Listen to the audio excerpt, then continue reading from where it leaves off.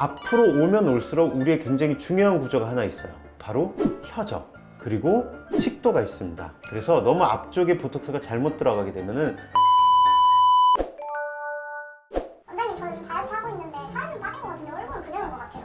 얼굴 작아진 것 같은데 어디 신경 쓰이시는데요? 다른 데 괜찮은데 턱라인 약간 그대로인 것 같아요. 그 많은 분들이 물어보시기는 하는데, 근데 이거는 실제로 지방, 즉 살과 피부 탄력과는 또 다른 이유일 때가 좀 있어요. 폭식을 자주 하시거나 음주, 야식을 즐기시는 분들에게 많이 생기는 거죠. 안녕하세요. 제일 이쁜 느낌을 추구하는 원장 이용석입니다. 살은 빠졌는데 왜 얼굴은 안 빠지지?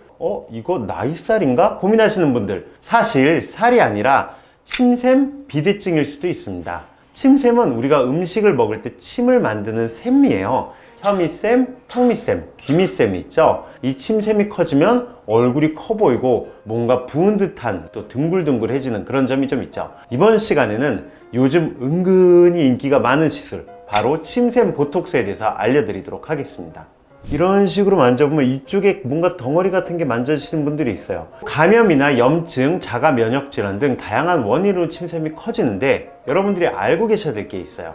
폭식, 과음, 맵고 짠 음식을 즐겨 먹는다? 이런 분들은 조심하셔야 됩니다. 과식이나 폭식을 하시거나 또 자극적인 음식을 먹게 되면은 타액을 많이 분비하기 위해서 어떻게 되겠죠? 침샘이 과다 발달되겠죠. 이거를 반복하다 보면은 마치 우리의 근육이 커지는 것처럼 침샘 주변의 근육도 커지다 보니까 침샘도 커지게 되는 거죠. 야식을 하시는 분들은 자고 있는 내내 소화가 안 돼요. 그리고 역류성 식도염이 있으신 분들 있죠. 계속 음식이 올라오게 되면은 또 구강에 음식이 있네, 또 침을 내뱉고 또 침을 내뱉고 해갖고 밤새도록 침샘이 계속적으로 운동을 하고 있죠. 그러다 보니까 결국 또 커지게 되는 겁니다. 자, 그리고 과음이나 만성 음주를 하시는 분들은 귀밑샘에 지방이 축적되는 경향이 또 있기 때문에 침샘은 더더욱 비대해지겠죠. 또 가끔씩 다이어트 한다고 과식했을 때 일부러 막 구토하시는 분들 있잖아요. 침샘도 자극되고 염증 반응도 생겨나고 압력 변화도 있지만 건강에 너무 해롭습니다. 절대로 금지하셨으면 좋겠습니다. 과도한 침 분비를 완화하기 위해서 침샘에다가 보톡스를 주사하는 치료법인데요, 미용 목적으로 사용하기도 합니다. 바로 이 침샘이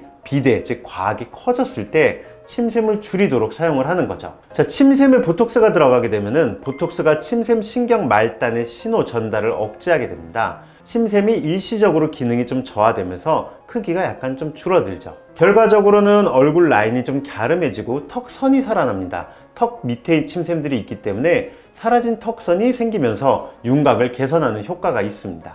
혀밑샘에는 침샘 보톡스를 사용하진 않고 흔히 턱밑샘과 귀밑샘에 작용을 하는데요, 45도로 떨어지는 이 느낌이 싫으신 분들은 턱밑샘을 많이 받고, 귀밑샘은 이 끝에 턱선이 살아나지 않는 분들이 받으시면 굉장히 좀 턱선이 갸름해지죠. 문제는 우리가 5개 있는 침샘에다가 두 군데를 막아갖고 4군데를 만약에 막는다고 하면은 침이 안 나오겠죠? 그럼 구취라든지 목소리의 변조라든지 이런 게 생길 수가 있습니다. 귀밑샘을 잡거나 턱밑샘을 잡거나 한 다음에 그 부분이 줄어든 다음에 다른 부위로 이동해서 받거나 이런 식으로 진행을 하고 있습니다.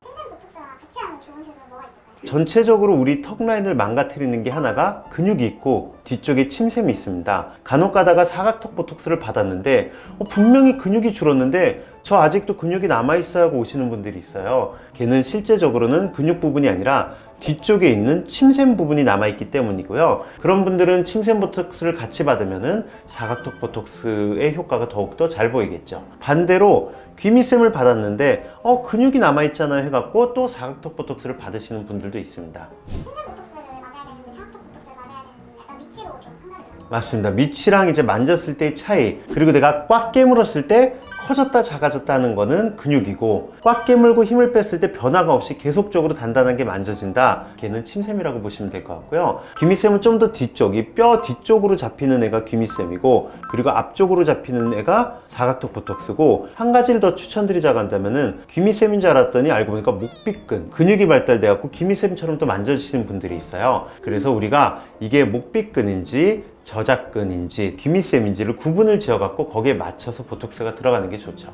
과도한 주사는 침 분비 저하로 인한 입마름, 삼킴 불편을 유발할 수도 있고요. 앞으로 오면 올수록 우리의 굉장히 중요한 구조가 하나 있어요. 바로 혀죠.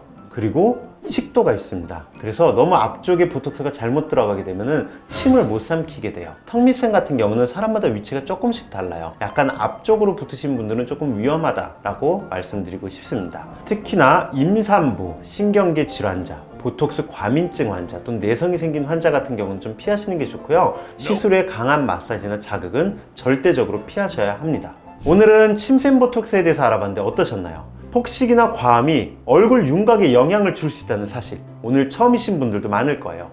혹시 나도 해당되는 것 같아 하고 느끼셨다면 전문가와 충분히 상담하시고 내 얼굴과 생활 습관에 맞는 방향으로 시술을 결정하시는 걸 추천드립니다.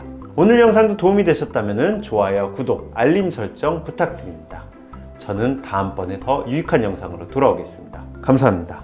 모두 예뻐지실 겁니다.